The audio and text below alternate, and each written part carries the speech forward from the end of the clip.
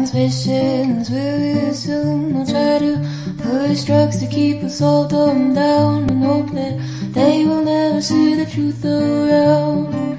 Another promise, another scene, another package lie to keep us trapped in greed. Another green bells wrapped around our minds, an endless red tape to keep the truth confined.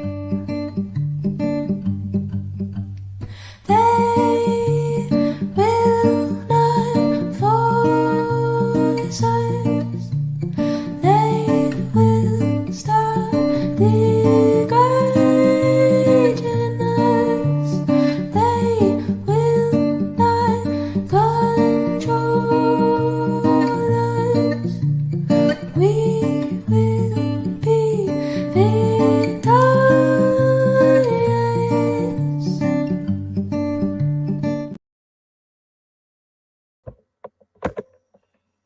What's going on? Hello. Hello. Sorry, I am just texting that we're live. Let me see. Oh my God, I'm so old. Not texting. You know what I mean, for fuck's sake. You are telling the masses. I am posting, not texting. You're sending your letters. Yes, I am sending my letter by stork. No, by telegram. You are sending Paul Revere. Yes. On the horse.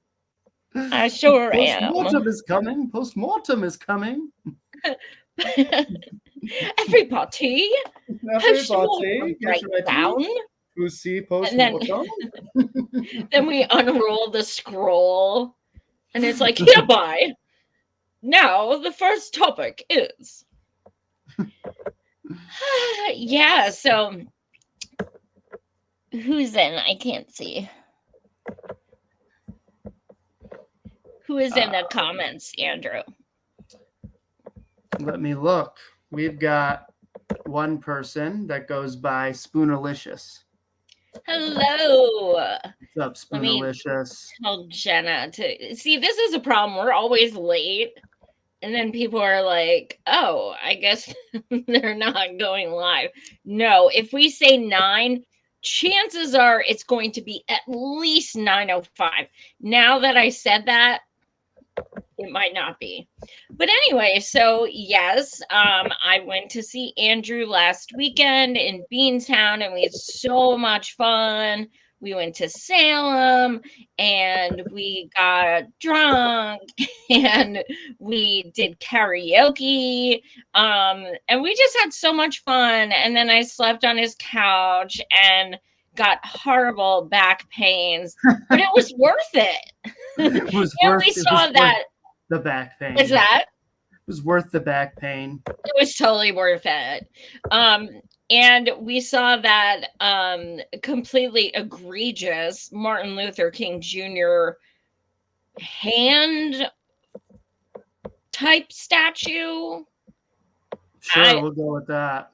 Phallic statue. Yeah. That was interesting. But yeah, we had a blast. I offended a woman there, I guess, by talking about how bad it was. I was like, I think we are looking at it at the worst angle. And she was like, no, it's not the worst angle. And I was like, oh, well, what's the worst angle? And I was like, there are no bad angles. I'm like, okay. I said my opinion. You said you're great. Of course, she was a white privileged woman. It's like, look, okay, don't be a biznatch, because MLK Jr.'s own daughter ripped that statue a new one and didn't even go to its inception. So, yeah, it's fucking bad. And there's like horrible, like Confederate full body and face statues like feet away.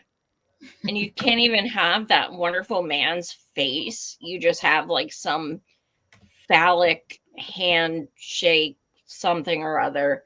Oh my God, it's even worse in person. Sorry, Karen, it is. But anyway, we have some fun not so fun topics tonight. We're going to start it off with some labor union news, some worker solidarity. This is actually a pretty big deal. Andrew, why don't you take this one? Yeah, so DHL, Kentucky, where DHL workers are going on strike. Part of what made them go on strike is the amount of injuries they've been having, lugging in a bunch of cargo that DHL's been flies in every night. And so I'm going to play this video here that's going to talk a little bit more about it. One of the ramp crew members had tripped over a cord that connects to the plane while he was talking to the pilots, and he ended up tripping over it and fell in front of the plane, which then proceeded to run over his pelvis. So it crushed him. This is back-breaking work, and people are getting injured all the time. Nobody goes to work to lose a limb or to lose their life.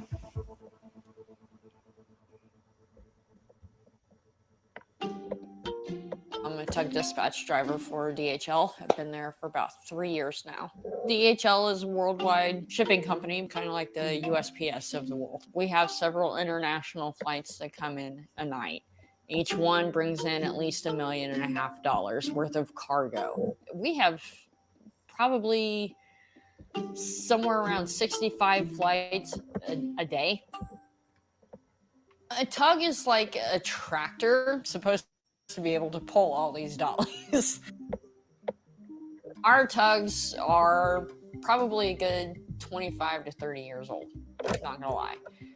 Most of them have serious mechanical issues to where they are in maintenance every single day. It can definitely be terrifying. I mean, I've had instances where I've been in a tug pulling freight behind me, and you're pulling 30,000 pounds across a runway, an active runway. And if your tug stops, you know, you're right smack in the way of a plane coming through, you could die. The safety concerns are ultimate for the people here at this hub.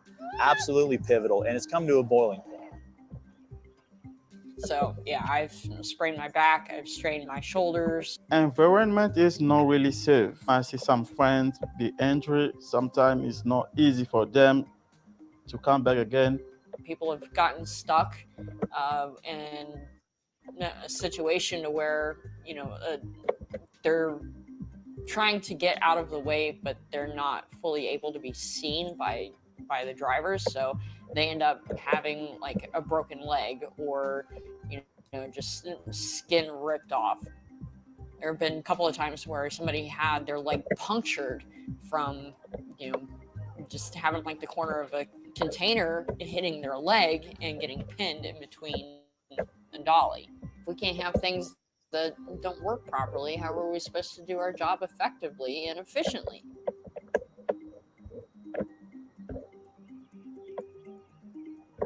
There were 22 hospital visits in 2022. My epilepsy, one of the biggest triggers for me is the lack of sleep. Working third shift, it affected my sleep schedule. I ended up developing what my neurologist calls a shift sleep disorder, in which case I wasn't getting adequate sleep. I ended up having a seizure for the first time in 3 years. I was in my tug. I had been fighting with them for months about moving to second shift, saying, hey, I need to change because this is causing issues for me. Once I ended up having that seizure, they're like, okay, well, you weren't kidding. Nobody came to me saying, hey, are you okay?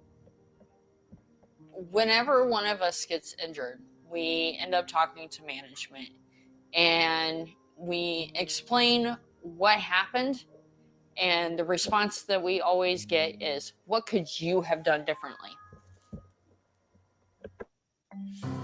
I feel like we do an important job and we should be paid accordingly. We didn't get any kind of COVID bonus or anything. We were expected to be there on the front line shipping masks, shipping gloves, but DHL was making money hand over fist. They were one of the companies that never closed, and they didn't share any of that profit with us. When I first started at DHL, I was making $16.50 an hour, and then they promised me a raise of 40 cents every 6 months and a quarterly bonus.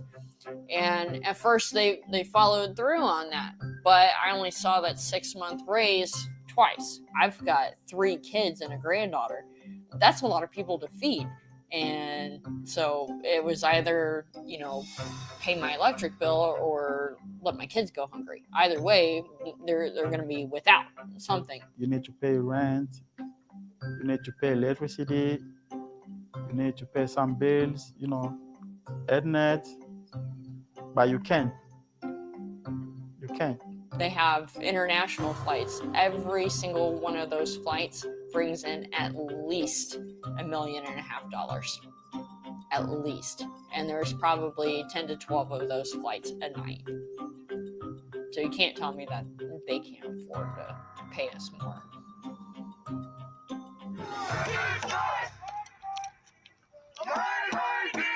On April 14th, they marched demand from management neutrality and election safer work. When we woke up from our beds this morning and we organized at the hotel and walked directly into the front doors of DHL, loud and proud for our union, our Teamsters union, I had felt a level of pride for everything I've done together so far with the people I sweat out each and every day with on the ramp, and for the tug employees and everybody that keeps us moving in there.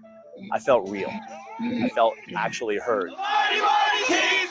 My biggest hope would be that management would be held accountable for these things, that management would ensure that we have the proper equipment to be safe and to be on time and to do the things that they want without putting our lives in danger, without putting our coworkers in danger, without putting the product or the planes in danger. Felt very safe, very united with my Teamster brothers and sisters. We're ready to speak for ourselves because clearly the system isn't working for us anymore. We're going to finally have some leverage instead of having a conversation with our supervisor that gets filtered out and dissolved. If you want your future, you need to stand for union. If you want to be protected, you need to stand for union. Union for life. Union. I love people I've built great relationships with at the company. Seeing others that I know through proxy get hurt and lose their livelihoods, limbs, their mental health, their energy, seeing it sapped every time they swipe that badge. It's time for a change. Wow. Not that you could put any monetary amount on, risking getting decapitated essentially or losing an appendage, but $16 an hour. Yeah. Yep. And to me, that's not even safety. That's like that's sadistic. Why the hell are they driving the tugs up like in the same area there's planes flying in? That's just so and it sounds like half the time there's like maintenance issues, so things just break down in the middle of where planes are flying. Like, pretty dangerous. My God, that's insane. And as someone who's worked, like in retail management and stuff, we always got DHL packages and what have you. But something I noticed, and they kind of alluded to that, at least in Pennsylvania, like DHL isn't something that like we use as customers. It's something that like a lot of businesses use. Right. Like that's the only time I've seen them is if like, I've never gotten a DHL package, so yeah, that makes sense. Yeah. But you do. It's one of those things where it's like you see and it's like, oh, I've definitely seen that at airports many times. Oh yeah. Oh fuck yeah. You see those. And it's bananas because it's like, but that's why like more power to them for striking too, and striking at the busiest time of year for packages. Like, hell yes.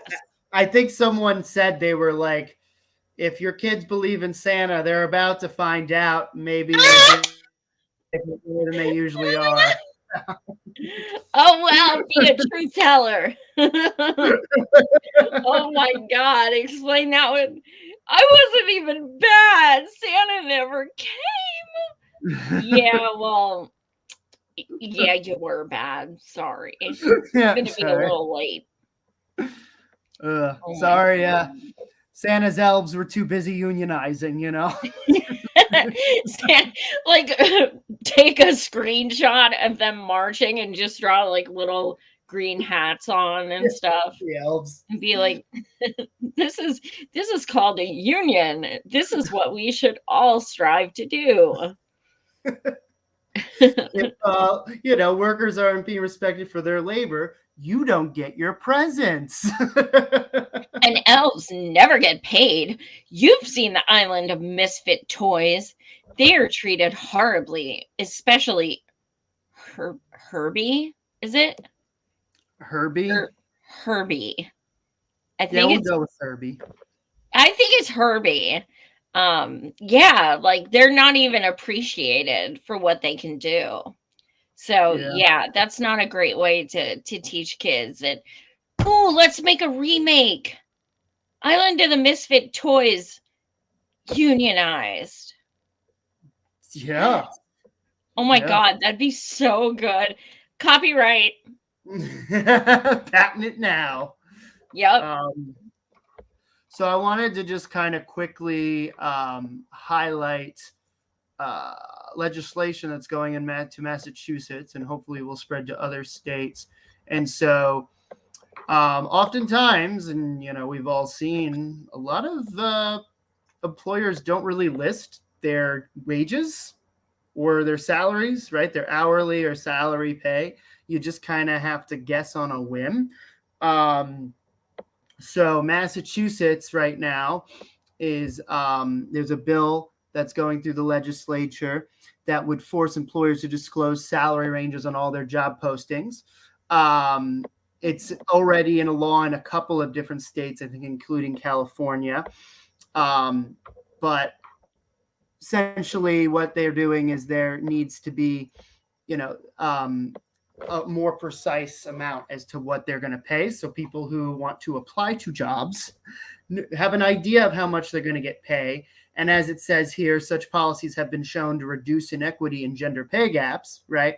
The legislation is also meant to make the Massachusetts job market more attractive to university students and young job seekers who surveyed said they are more likely to apply for jobs with posted salary ranges. I want to kind of highlight the whole reduce inequity and gender pay gaps, just because when, you know, there's this whole saying where it's like, you get your offer and just like negotiate. But, you know, because there's certain people, typically men, who end up negotiating higher and getting a higher salary than someone who might be kind of newer to the job market that doesn't even realize that they can negotiate their salary. So having an actual number and a smaller range that, you know, can really make it so that people really are, when it's gender, racial, are making a more equitable, equal amount, because it is kind of set up where it is kind of stacked in terms of certain people getting the most kind of money. So I just want to highlight that because it's not the same type of progress that we typically talk about when it comes to pushing for unions and labor, but it is a kind of small thing that at least can make things a little bit more transparent when it comes to pay in general, you know. Absolutely. And corporations, you know, they never think, like, and I mean literally never think about what's more monetarily advantageous for them, like ever. Yeah. They just think about what's not advantageous for the people for the customers or the people who work for them. But if they had any kind of common sense, which they don't, they would actually see this as a you know, something that would help them as well, because you are not wasting time and resources scheduling interviews, wasting training and all of these things for someone who's like, wait, how much does it pay? And then they bail. So it's actually, you're getting people who are more likely to accept the job Yeah. if you offer it to them. Yeah. It is a win-win. And I think particularly, I mean, one of the things that, you know, and as we've all been there, the job search can be exhausting, especially if you are in a place where you really hate where you are now, right? Or maybe you got laid off, right? Maybe something happened and you got fired, right? Maybe your job doesn't exist anymore. You're trying to get something else. And you get so far along, sometimes it's like, even if it's something that if you knew you wouldn't apply for, you're like, all right, well, now I have to go and do the whole damn thing over again, right? You kind of have stuck in between a rock and a hard place where it's like, all right, I'll take whatever's offered to me, right? Which in the long run, of course, causes a lot of misery, a lot of resentment, a lot of burnout. But when you are in a life or death situation, that's sometimes where it comes to. And at least showing more specific the wage, hourly pay, salary, depending on, you know, how they're doing it, it at least can give you up front a little bit more of a, just, you know, be able to discern what's right for you and not to apply for before going through the whole exhaustive process. And then almost, you know, you lose your power the further you get along, and the more you're like, ugh, you know? Yeah. Yeah. Absolutely. So yeah. Yep. So know your worth. That's always the lesson here. But it is always a game, right? I mean, it's one of those things where if you come from more of a privileged family, right, then you know the game of salary negotiation, right? But if you are somebody who comes from a family who you know, wasn't working maybe in business or wherever you're going into as much and doesn't know, you know, the whole language there, those are the people that tend to get paid less because they didn't really know how to necessarily advocate. Because it's not always something that's drawn out for you. It's sort of one of those things that you're expected to know. So yeah, absolutely, that's capitalism. So yeah. Now we're gonna go to, so Joy, you were at a rally this weekend, correct? Yeah, yesterday. I gotta say, you know, I've been to DC and stuff for Free Palestine marches and protests and such as well, but I'm really proud of Pennsylvania. Like, this is like the third one I've been to in Harrisburg. I've been to several in Lancaster, in Philly. Like, we're fucking holding it down, and I'm really fucking happy. Yeah, yesterday was amazing. I finally got to meet Linda Sarsour, and that was amazing because, you know, I've seen her speak a bunch of times. But some really incredible moments just from the people I met, and, you know, running into people I haven't seen in a while, and, you know, just everyone there being in solidarity. One of the things that really touched my heart was the amount of people with their children. And I mean, young kids. I saw a guy literally carrying a baby who couldn't have been more than like 2 months old. And she was wrapped in a Palestinian flag. And I just got goosebumps. It just made me bawl. Like, and then I saw a woman, I put a picture on my TikTok. You guys, if you don't follow my TikTok, I just pretty much started it this week. And I'm posting a lot of primarily Free Palestine things, like articles I find or videos or what have you. And you know, it's crazy. I've gotten a couple thousand likes in the past like 3 days, which is kind of weird. But I'm posting some good stuff. And yeah, so there was this woman there yesterday who had her little rain bonnet on, and she had to be at least late 80s, at least.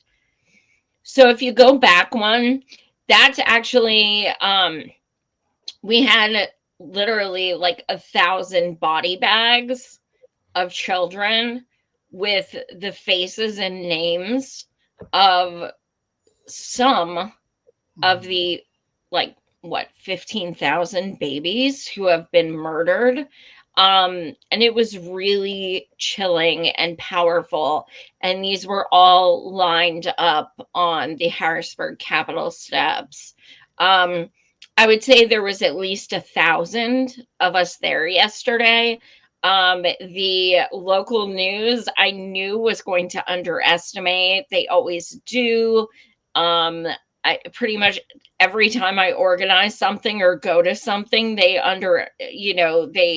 give a number much less, and they said several hundreds. Wasn't as bad as I thought it was going to be, but it was still fucking wrong. But yeah, so here's the most bananas part about yesterday. It was a torrential downpour, and we still marched and rallied in the pouring rain, cold, for 4.5 hours. Like in the pouring rain. When I got home, I had to wring out my jacket. No lie. But I mean, you're there, you're with so many beautiful people, and you're like, not to sound like a martyr or trite or anything, but it's like, you're thinking, like, what about all the Palestinian people who have no roof over their head? Like, we can go home, get in a nice hot shower, get in warm pajamas, snuggle up in our blanket. Like, this is temporary. So, like, we all just kept fucking going. We marched to our governor's mansion. Yeah, Jenna, I hope you're watching. So our governor, garbage, Josh Shapiro, is just a total twat waffle, douche canoe, whatever you want to call him. And he met with 10 Palestinians who live in Harrisburg, Pennsylvania area. And within an hour, he posted how we need to stand with Israel. He is atrocious. While we were protesting yesterday and had those body bags all over the Capitol, he was giving a speech in Philadelphia about how we all need to stand and support Israel. And of course, saying that anyone against that is anti-Semitic. So that's who's representing us. And of course, who else is representing us but Fetterman? What a wonderful fucking guy. Well, let me tell you this. We called him out so many times. We chanted his name. We called him everything. A murderer, called him, homicidal, called him genocidal, just spoke truth. As we screamed that in the streets, we marched for miles in the rain, and we were like, just chanting Fetterman, like, shame. And the whole country, maybe even people in the world, I don't know, but the whole country knows who that motherfucker is. And me and Jenna, who's in the comments, have been posting about that asshole for 3 years, well, probably longer, and how stop being duped by this garbage asshole. And he is easily one of the most fucking racist, Zionist, hateful, disgusting people. And he represents us with Shapiro. So everyone was extra hype, especially all of our Jewish and Muslim comrades who were there. Incredible speakers, not just Linda. But, one thing I wanted to say, and it's on my Twitter with screenshots, is, the way that I worded my post was, it'll be a miracle if none of us get pneumonia, but... And then I went on to say how we were outside in the cold rain for 4.5 hours and blah, blah, blah. And Israel supporters are in the comments, multiple, saying, oh, better luck next time. And, oh, I'm going to pray for that. And Israeli flags and stuff. They're wishing harm on me and the people who marched yesterday against genocide. They're saying, I was legit saying, oh my God, we'll probably have fucking pneumonia for doing this. And they're like, I wish you would. Like, who the fuck does that? So, like, I believe you are the company you keep. And to give you guys an idea, and this has happened every fucking time I've marched for Palestine over the past 2 months. Yesterday, for those watching who haven't joined in before, I am mostly blind, so I use a white cane. Yesterday, I had a woman come up behind me. I've never talked to her in my life. She came up behind me and started sharing her umbrella with me. I stopped feeling the rain and I'm like looking up and I'm like, oh my God, thank you. And she's like, of course, solidarity. And I'm like, what the fuck? Then this other woman, I feel this arm like come around my right arm and like my stomach kind of, and it pulls me to the side gently, but it pulls me to the side. And she goes, there was this woman and she said, you were about to walk into a pole and I wanted to pull you aside. And I'm like, thank you. Oh my God, that could have broken my glasses. Like, and I'm just like, oh fuck. And I'm going and I'm getting in my Lyft ride, and this gentleman opens, not the Lyft driver, but this gentleman like walks up hurriedly, opens the door, helps me get in, holds my cane and my bag. He's like, you in? I'll shut the door. Like, that's how the people are who fight for Palestinians. That's who they are. That's who I've experienced every fucking time. And then you have, and no, I'm not saying it's everyone and, you know, it's a monolith, but I'm sorry. Like, that's the experiences I've had in all different states and areas. And then you have Israel supporters coming in and wishing harm. And that's not the only ones. I mean, the fucking Zionists have ramped up these attacks so hard the past like 4 days. I mean, it is insane.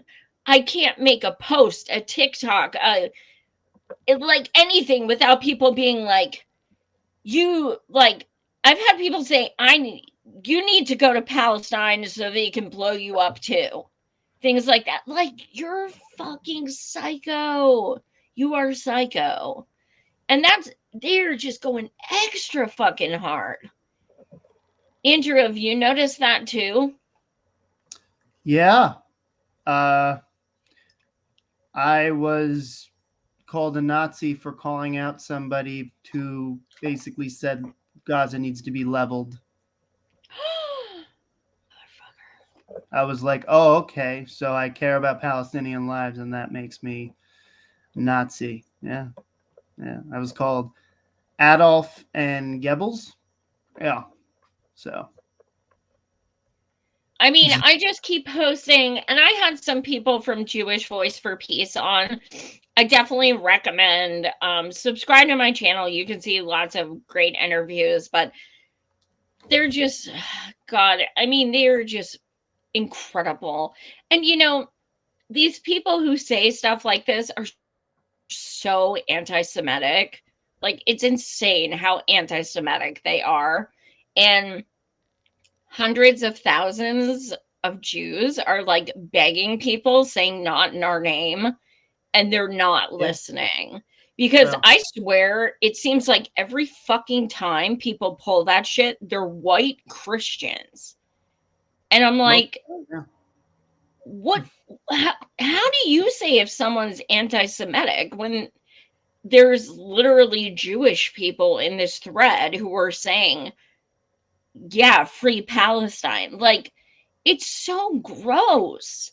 And there was a rabbi who spoke yesterday. Oh my God, she was incredible. She was so amazing. And she was saying, which I've heard before, you know, she was saying, we are literally in the middle of Hanukkah, and there are Jews in Palestine who cannot celebrate.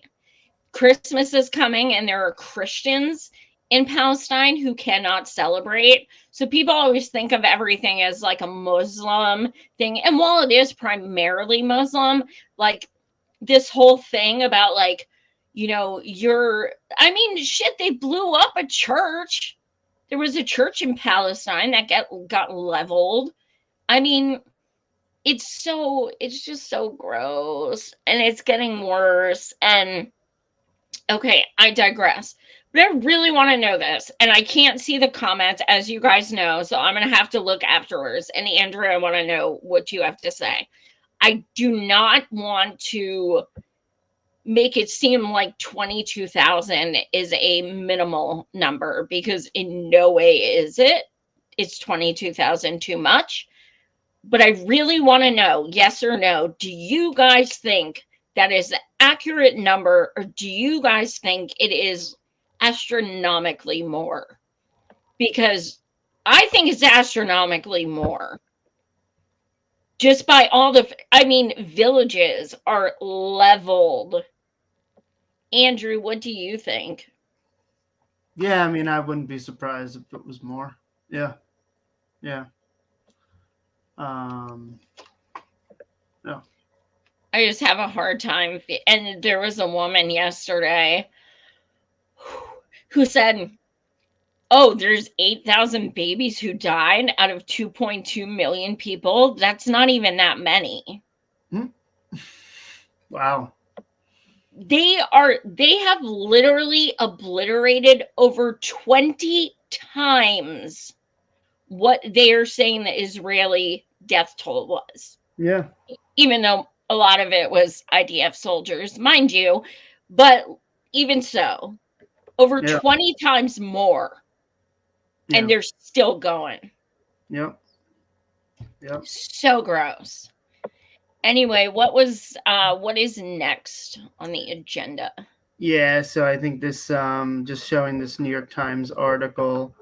Yeah, keep in mind, New York Times, one of the shit-libbiest, centrist, white, like a right-wing, like centrist right-wing type, like right-wing to us, because they're so like centrist. This was written by New York Times, so keep that in mind. Andrew, can you read this? Because this was like, I'm saving this shit. Yeah, inside the Israeli plan that propped up Hamas, Bibi gambled that a strong Hamas, but not too strong, would keep the peace and reduce the pressure for a Palestinian state. And then just weeks before Hamas has launched the deadly October 7th attack on Israel, the head of Mossad arrived in Doha, Qatar, for a meeting with the Qatari officials. For years, the Qatari government had been sending millions of dollars a month into the Gaza Strip, money that helped prop up the Hamas government there.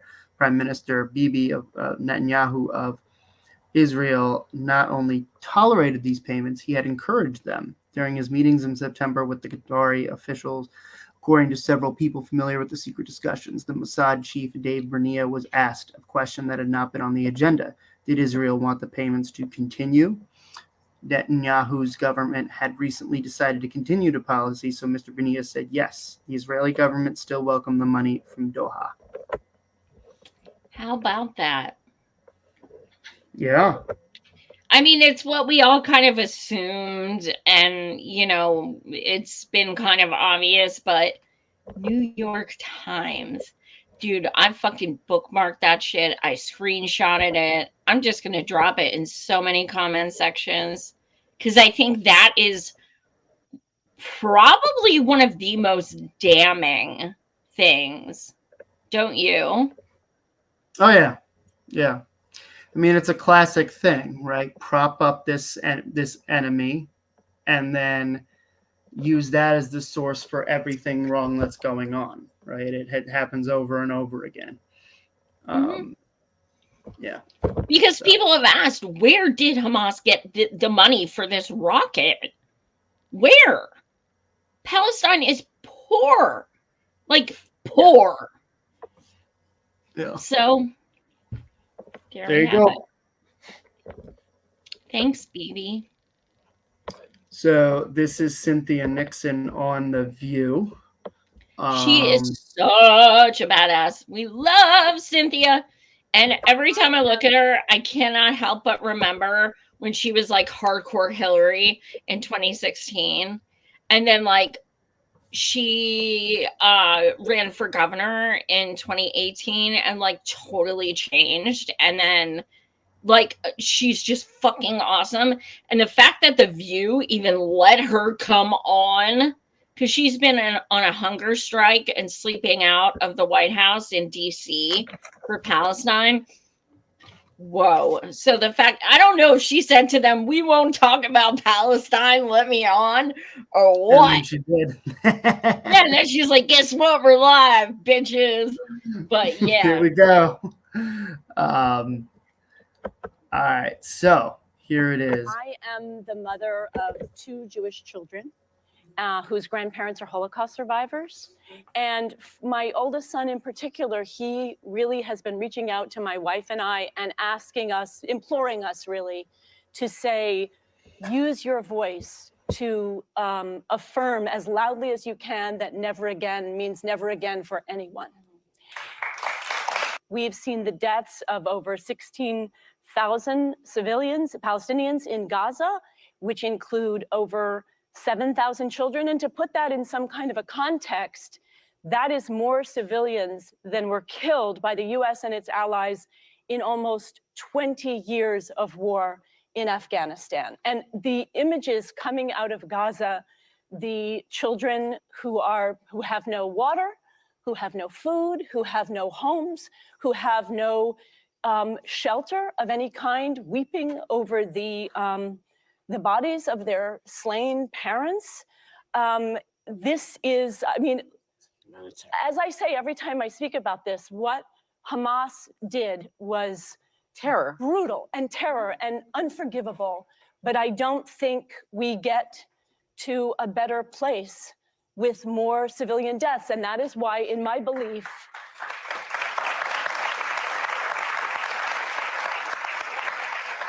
we need a permanent ceasefire right now. I think this is really a moment for moral clarity. And I think we need to look into our hearts and ask ourselves, do Palestinian children deserve the same safety as all other children do? And that's true in Ukraine also. And of course, the answer is, I would hope, yes, they do. Well, we have to talk. I will say this one thing, that the amount of children who have been killed, Palestinian children who have been killed, women.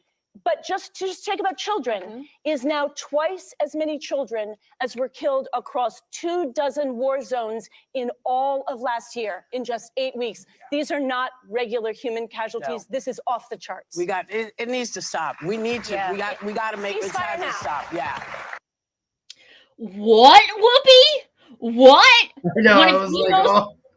One of the most insufferable, just repulsive people ever just said it needs to stop. Joy Behar, shut the fuck up. Just shut the fuck up. Okay? Change your name, okay? Just shut up. Because she, thankfully, Cynthia cut her off, but you could tell she was going to be combative and like, well, you know. But Cynthia, yeah, I mean, ass. And how about those? I would be in. How much the what? Those facts, like those numbers. Holy shit! And this was from a little bit ago when it was only 16,000. Now it's over 22,000. So it's even more now. But, it really puts things into perspective that, I mean, oh God, this is so bad. It's so bad. Yeah. This was one of the times where there's definitely some times where most of the time you appreciate applause, and there are some times where people applause and it's like, no, I'm not done speaking. And that was one of the moments where it was like, you could even tell people were clapping and she stopped and she was like, oh, I'm still going. Yeah, I'm on a roll, bitches. No, but I was clap after I'm done. Listen to me, damn it. I'm on a roll, mic drop. Yeah, but it's really interesting that people on the View audience were clapping. What? I mean, they're gonna all vote for Biden and stuff, who's a fucking, murderer. But Oh, this stream is definitely getting taken down. You said the NAZI. I said the MURDER. Oh, this look. If you guys all subscribe to my Rockfin, okay? It's free. Just go to my Rockfin because it doesn't censor. So there's a lot of videos on there that aren't on YouTube. Yeah. So this speech right here. Joy, do you want to talk about this person, who they are? This is I don't know who this is. Anwar. Yeah, like this is the first Okay. I've heard of him. Someone sent me this, and I honestly think it's probably like top 3 speeches I've heard about Palestine. It's phenomenal. Mm-hmm. All right, let's take a listen. This time the Western media manufactured propaganda against the Arab people. 1 million Iraqis were killed. We are now being conditioned to accept the slaughter of Palestinians. We are tired of the broken promises of Western leaders. 75 years and nothing. We are tired of the Western puppets of the Middle East who look the other way as Gaza burns because they are too busy dancing or watching the boxing. Israel has taken Palestine's water. They have burnt their olive trees. They have destroyed their houses. They have taken their jobs. They have stolen their land. They control the air and sea. They're illegal settlers, free to roam the West Bank, but Palestinians are not. No Palestinian can leave or enter without Israel's permission. They imprison their fathers. They kill their mothers. They bomb their country. They incinerate their children. One side is a nuclear-armed superpower, and the other is an occupied people with no army, with no navy, with no air force. It's not a conflict. It's a massacre. These protests are about Israel's ethnic cleansing, a system that kills, maims, terrorizes, segregates, starves, annexes, expels, and destroys, imprisons, and demolishes. There is only one word for such a system, and it's a word that this system hates. The word is apartheid. So do not tell the Palestinians to be patient. There will never be a justification for the murder of innocent Israeli men and women, but that also means there is no justification for the collective punishment or the murder of innocent Palestinians. Condemning the murder and the massacre of innocent Palestinians does not equate to cheering on the murder of innocent Israelis. Palestinians today, and I want to finish by saying, have been described as human animals. They are cheapening the lives of Palestinians, making it easier to present mass slaughter as something less than a crime against humanity.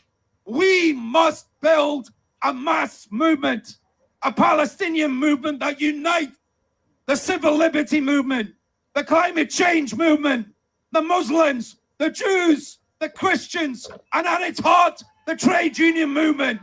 We will not take lectures from the likes of Suella Braverman, who tell us that because we love the Palestinians, we hate the Jewish people. We do not hate our Jewish brothers and sisters, but we are entitled to hate the siege of Gaza. We are entitled to hate the occupation of Palestine. We are entitled to march against the cowardice of those who failed to call for a ceasefire. We are sending a message of solidarity to our Palestinian brothers and sisters from the river to the sea, that you are not forgotten. Your struggle for justice is a universal right. Palestine is a battle we will champion, a torch we must carry, and a legacy we must honor. And in the end, Palestine will be free, inshallah. Oh, fuck. Thank you, Amr. Is that not just like one of the most amazing speeches ever? Yeah. I have like, my hairs are like, look at those goosebumps. Like, yeah. It's like, I feel like I never want to speak on Palestine again because I can't top that, like, at all. He just fucking nailed it. What did the comment say that you put up? Jenna said, why aren't we all packing up and moving to Ireland? He was actually Scottish, but dude, Claire, can we have a slumber party? Claire, Mick, just come hang out. Big old, well, Andrew and I have both been to Ireland, so we're old friends. So we'll just go there. Yeah, we can stay with some friends and family, and yeah. Claire, we love Claire. Sing about Lizzie being in a box. Remember that when they broke out? When Queen Elizabeth died and they were like, Lizzie's in a box. Yeah. Oh my God. I forgot about that. Lizzie in a box. Lizzie in a box. Oh. I forgot about that. So this is, I wanted to show this speech. This is just a person, but I think it really, I really liked a lot of what he said. It really resonated. And I think it does represent a realization that some people are having now when it comes to just the Democratic Party and how they enable a lot of the shit that's going on here. So we're going to show this video and then we're going to talk a little bit. But don't look at the comments on his TikTok unless you want to get real fucking pissed. Oh, okay. Well, this is, I guess, I didn't actually get this through TikTok, so that's, I guess, a plus. Oh, no, because I followed him. I was like, I want you on my show. I love you. Yes. Hi, my name is Kyle. I have been a registered Democrat for the last 22 years. I have voted in every election up and down from the state to local level that I could vote in. I campaigned for John Kerry and Barack Obama. This message is for the Democrats. I fucking hate you. I hate the fact that you've bamboozled us for so many years, touting progressive policies and giving us nothing. I hate the fact that there are so many broken campaign promises. I hate the fact that you've weaponized our rights to scare us into voting for you. I hate the fact that you failed on protecting reproductive rights. I hate the fact that you support economic policies that actually produce the conditions that make fascism viable, and you don't admit that. I hate the fact that you're classist and not actually egalitarian. I hate the fact that you don't support Medicare for all, housing for all, affordable to free secondary education. I hate the fact that you tout small incremental changes to the fabric of our society as a resounding success when people are still economically struggling and hungry. I hate the fact that you won't call a genocide a genocide. I hate you for supporting policies that produce more bombs and not food. I hate you for supporting the status quo and not for doing the right things to make everyone's life better. I hate the fact that you're not mature enough to receive criticism. And I hate the fact that you criticize the rest of us for being idealistic and wanting better for everyone. And I hate you for blaming your failings on procedural precedent, a majority of which is nothing more than rules that are holdovers from the Reconstruction era and Jim Crow. I hate you. And you lost my vote, and you lost many people's vote, and that's your fucking fault. Yeah! Yes! Yes! Yes! Yes! Yeah! I want to hug him and take him for a beer. And you know what? For some reason, his TikTok came up that he's in Philly.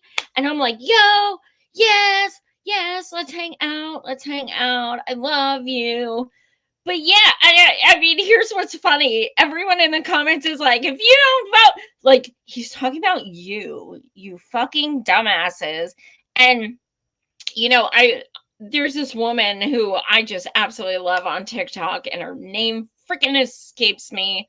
She's a disabled woman who just brings it all the time. And she said, why are you guys focusing on one person who already said he's not going to vote for you?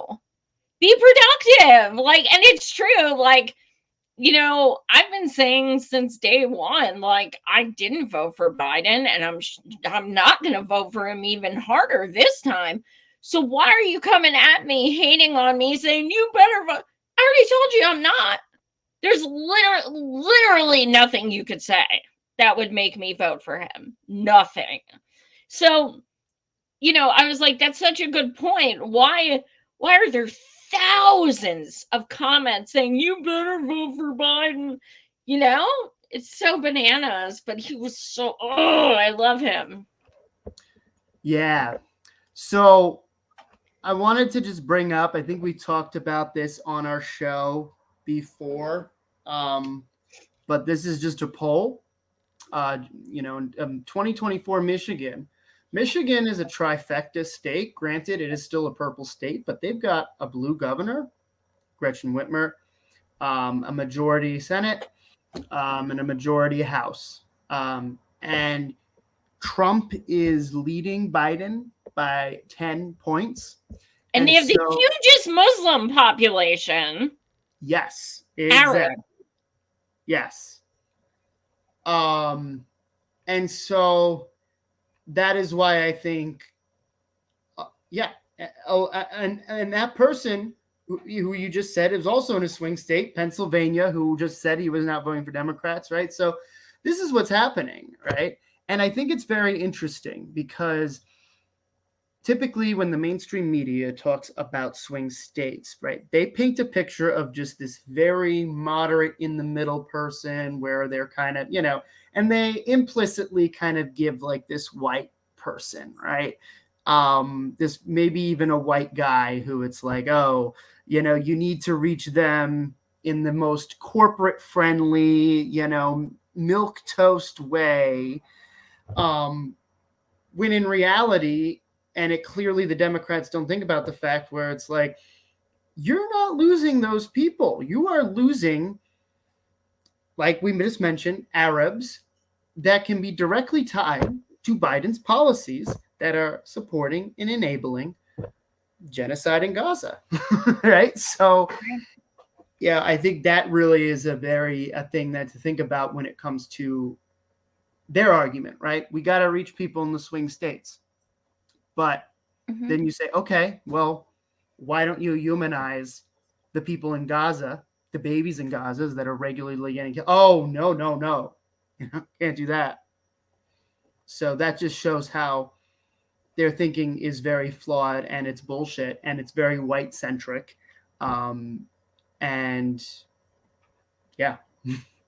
I mean, we've all known for years, especially since 2016, that our government does not represent us. But if the past 2 months haven't shown you how just severe that is, I mean, it's never been so obvious that millions of us marching in the street is still not enough for them to listen to us. And anyone who has any faith whatsoever in, like, you know, these fucking electoral politics bullshit, blue dog, red dog garbage, and like, you will never convince me Trump is going to do worse. You're not. Like, Biden is so fucking much like Trump. It's ridiculous. And I'm not even convinced Trump would be doing the genocide. I don't fucking know. Maybe he would. He would. He definitely would. Yeah. I mean, quite possibly. I mean, he moved Jerusalem, the embassy of Jerusalem. That's a good point. He's awful on that issue too. But this Biden is the president right now, and this is what he's doing. Yeah. And it's like, I mean, it's your fault. When he loses, it's your fault.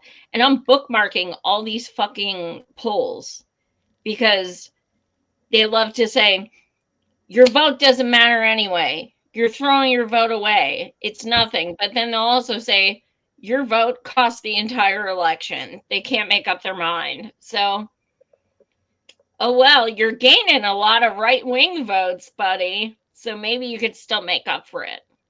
Because maybe, but those right wingers, as the saying goes, they vote for the actual Republican, right? they do. But I think it's weird. Like a lot of Republicans have turned on Trump, not his base, not his actual Trumper, but like a lot of actual Republicans have turned on Trump. I've noticed. But yeah, we'll see just how bad Biden loses by, because he will. It is interesting that part of that poll. I didn't end up showing it, but when you actually expand the poll to people outside the two-party system, right? So in this case, it's Kennedy and West, right? Kennedy is polling at 20% in Michigan right now, and West is polling at 6%. I mean, put that info as you may. Yeah. Kennedy's gonna beat Cornell. I mean, he is. He's disgusting, but he's gonna do it. It does kind of make me wonder. I mean, and this is kind of is going into a whole other, this is digressing a little bit, but Kennedy has not his exposure. He hasn't even been in a debate, and he has these higher numbers, right? And we can talk about why, the Kennedy legacy, but it does make me wonder, like, is it possible Kennedy might just like knock them both out? I don't know. Who knows? I don't think so, but I think if anyone did or even came close, it would be him. Yeah. I mean, his fans are fucking hardcore. And I mean, they are. Look, Cornell lost people when he left the Green Party. I mean, he just did. So, unfortunately, yeah, not gonna happen. All right. So, all right. I think I got this to share. We do have a funny. And then I have 2 announcements afterwards. So stick around. Do you want to do the announcements this is a funny? Do the announcements first, then the funny. I don't know if it's funny or amazing or both. So do your announcements, because I feel like we have to end on this, and then and then make sure nobody ever comes back, right? So okay, 2 things. Number 1, Saturday, Max Alvarez, my comrade who's been on the show from Real News, he is doing another East Palestine fundraiser. My people in Ohio and Pennsylvania, who I've been, doing mutual aid with and such, 10 a.m. to 10 p.m. I'll be joining at some point to do a segment and what have you. And, I'm doing stuff behind the scenes, connecting them with people and such. But 10 a.m. to 10 p.m. Saturday, I'm not sure what time I'll be on, but I'll post it on Twitter. But it doesn't matter. Watch the whole damn thing. And the second announcement is I just heard from Ajamu Baraka, which is actually the correct way to say it. And he will be joining me a week from Tuesday. He's joining me with a friend of the show, Matthew Ho, who was the Green candidate who got fucked over and he sued them. He sued the DNC. A lot of you guys know who he is. So Ajamu and Matthew will be joining a week from tomorrow. Okay. All right. Cool. I'm going to be sharing this differently than I usually do. So bear with me for a second. All right. So here's the funny.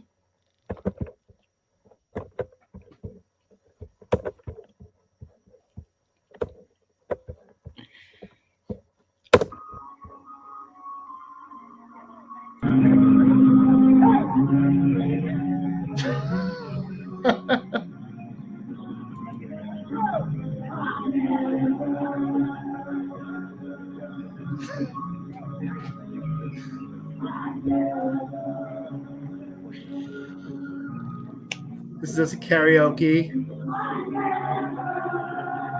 Oh my god, that sounds even worse.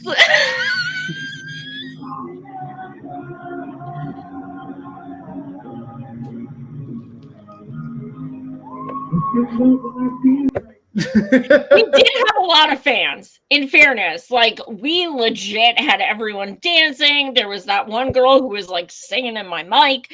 Like, we had some fans. So Heck yeah. thank you, Beantown, for allowing Andrew and myself to do some karaoke. It was fun. Yes, yes, yes. And unfortunately, Andrew kept saying, "Do you want another drink? Do you want another drink? Do you want another drink?" And I was like, "Yes, yes, yes." Yeah. Oh. All right.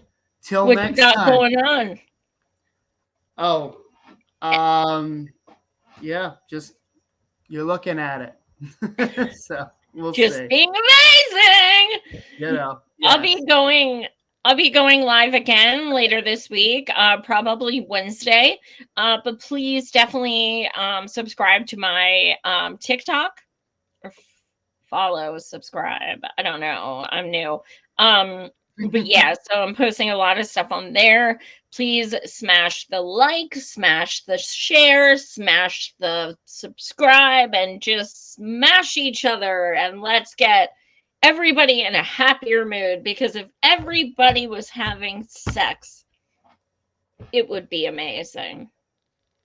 Consensual and good sex. But it would be amazing and people would be in a better mood. So that's my lasting thought. And on that note, enjoy your night.